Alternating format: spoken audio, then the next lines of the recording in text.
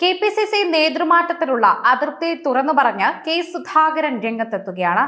ഇത്രയും നാളും ഇതുകൊണ്ടാണ് ഒന്നും സംസാരിക്കാത്തതെന്നും കെ സുധാകരൻ പറയുന്നു. താൻ അധ്യക്ഷ സ്ഥാനത്ത് നിന്നും മാറാൻ ആഗ്രഹിച്ചിരുന്നില്ല എന്ന് സുധാകരൻ തുറന്നടിക്കുകയാണ്. അദ്ദേഹത്തിന്റെ ഈ വാക്കുകൾ തന്നെയാണ് എല്ലായിടത്തും ശക്തമായി തന്നെ പ്രതിഫലിക്കുന്നത്.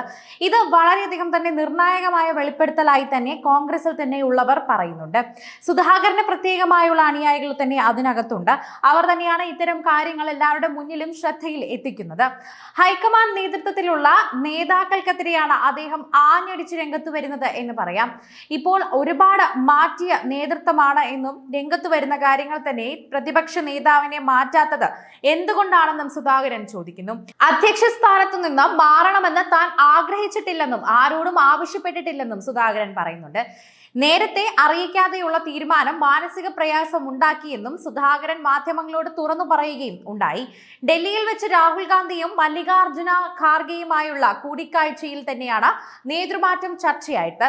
അതുപോലെ തന്നെയാണ് നേതൃമാറ്റ തീരുമാനത്തിൽ പിന്നിൽ മറ്റാരുടെയൊക്കെയോ വക്രബുദ്ധി ഉണ്ട് എന്നുള്ള ഒരു സംശയം കൂടി സുധാകരൻ പറയുന്നത്. ദീപാദാസ് മുൻഷിക്കെതിരെ സുധാകരൻ ആഞ്ഞടിക്കുകയാണ് എന്ന് തന്നെ പറയാം. തന്നെ മാറ്റണമെന്ന് നിർബന്ധം പിടിച്ചതായി ദീപാദാസ് മുൻഷിയാണെന്നും പറയുന്നുണ്ട്. തനിക്ക് തന്നെ ആരോഗ്യ പ്രശ്നങ്ങൾ ഉണ്ടെന്ന് അവർ റിപ്പോർട്ട് നൽകി.